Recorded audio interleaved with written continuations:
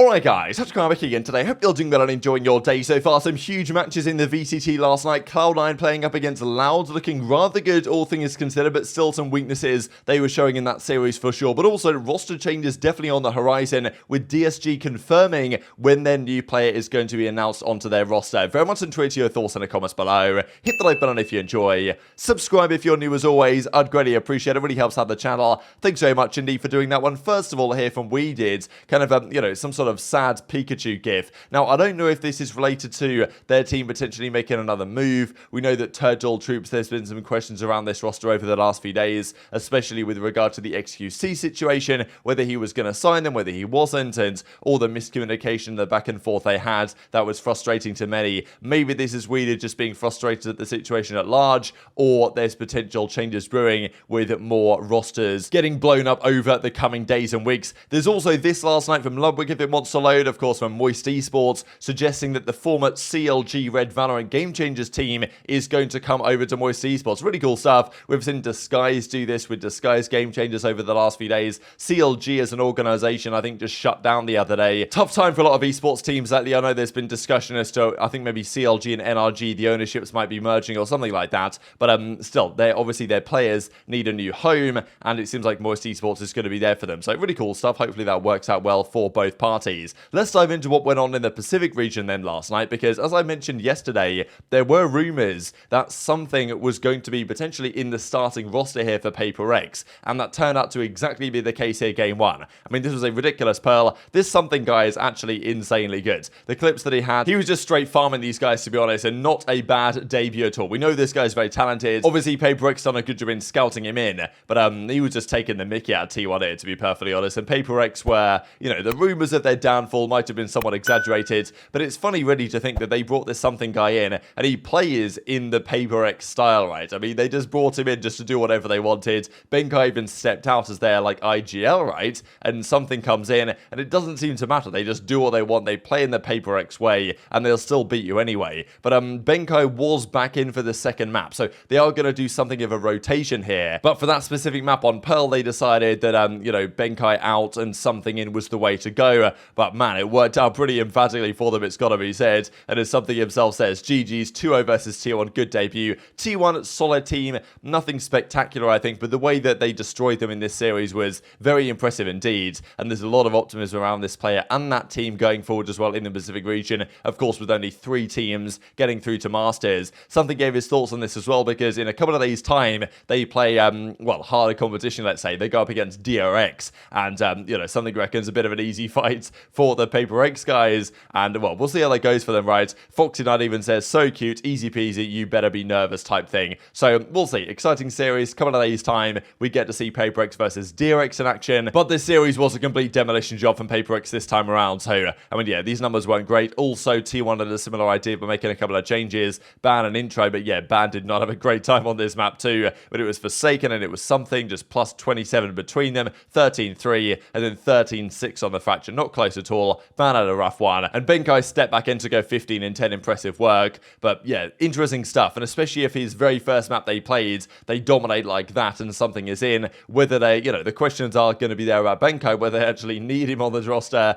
whether they need that in-game leadership, if they're going to 13-3 a decent team like T1, without even really having their IGL on the roster. So, see how it goes going forward. There was also this big news, though, from last night from Disguised, confirming when the new DSG player reveal is going to happen. So, April the 10th, 3 p.m. Pacific, that is when they're going to reveal their new player for DSG. And you're not going to want to miss this one. And they're doing a reveal showdown here. New member of DSG, and Tarek, takes on 5 streamers in the Pros versus Noobs Valorant showdown. So, obviously, they're going to need this player with Tarek to be rather good. So, there's been lots of discussion around this over the last few days. Is it going to be Yay? Is it going to be Stewie2K? I know that George Geddes, I believe, has said that it's not Yay, it's not Stewie, it's going to be someone else. I know, of course, Toast himself has been baiting around about Yay, and it would be a little bit weird in a way, given Yay is unemployed, for him to be constantly mentioning Yay and kind of farming that for interest and impressions around Disguise for then not to sign him anyway. But, that's more than likely what's going to be the case, to be honest. And as I say, there was also talk about maybe Stewie, maybe there's someone else happening here. It's got to be someone notable, at least. I don't imagine they would do this unless it was someone relatively notable. So, yeah, I guess we'll have to wait and see. But I know that I think Tarek must know who it is.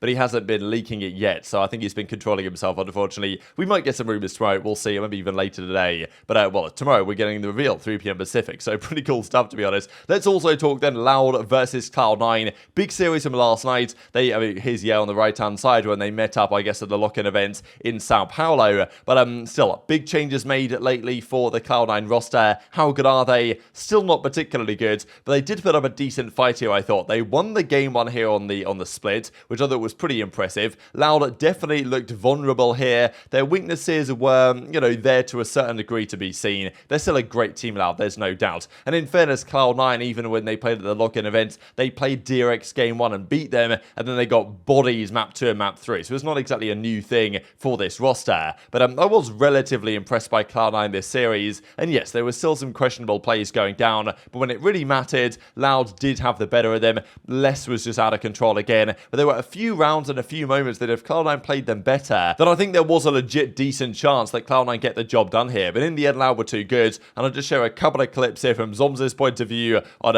him being like, okay, what exactly are they playing at here? As a flash goes in for spawn. Indication of one player for C9 to get ready on that pulse plant. On the other end, though, Loud looking that to spot good that initiate Zeph's their in? own flashes, Oh, I got a kill on him. Zyppan on the first blood, but gets quickly traded out by Khalid. All 4 players of Loud Oh my god, Rooney. Wait, I'm telling you, these C9, yo. Let's like sign these randoms now. Can we please sign a full team of randoms? Jesus. Wait, I'm gonna win my first half of bet at least, maybe, hopefully. Like, let's not jinx that, but Jesus. Yes, let's go. No. Wait, Zelsis is 5 HP? Oh, wait. No, they won't. Flicks back towards heaven. And he's running away. Oh, it's up to Rooney. They both have it. Tap onto the spike. There's a Hunter's Fury. wait. It's a Legolas battle. And now back on attack. What? The jump spot. And it's gonna be Khalid that wins it. Wait, what's going on? Wait, that silver ult was questionable enough. Chatting with the ult, maybe. It seems like that between game talk has righted a bit of the ship for the side of Loud in this Odin.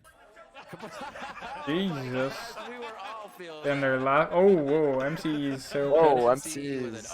I'm not seeing an F6. So Loud dropped the whole like Cloud9 thing here, which I thought was pretty funny with the red nose. So, I mean, yeah, they know what they're doing here. Cloud9, though, they were okay this series, right? I think it was a respectable performance from them. I think Rooney, honestly, like, there was some good scouting here for my MCE to get these guys in. I think that Jake individually has more potential than he's shown so far. It's expected, right? Jake, young guy coming into this roster to replace Ye. I mean, we know the role issues are kind of BS, and that was never a thing anyway. And there were other reasons going on. But for him to come in here and play a team like Loud, the reigning world champions, like, that's always going to be a challenge, right, to make that work and play at your highest level. So I think he's done pretty well so far. But also on the other side with Rooney, I think this guy is potentially pretty legit. I've been impressed by some of his calls, and, I think he's got more to come in the future. So that was the series they played. 2-1 for Loud in the end. Leaf did well individually, but it was Les, again, who was just the star of the show, to be honest. Split was 13-7 for Cloud9, and then Ascent was 13-8 the other way. And then Pearl was 13-7, some tough slaying here from Leaf, Zelsis, and Jake, but, really did a good job. So I think there's more to come from Cloud9 going forwards. Every series they play, they should get better and better, but I don't think they're going to quite have the ceiling of the roster they had when Vanity and Ye were in the roster. And as Jake says, that stings 1-2. No reason to be sad. Focus on fixing the mistakes I made this series, although it's sad to lose. They are one of the best in the world. So more to come from Cloud9, but they do need to improve rapidly if they want to actually fight for a spot at Masters, which is going to be more of a challenge every single week. Zelsa says, unlucky, refocus of next week, so,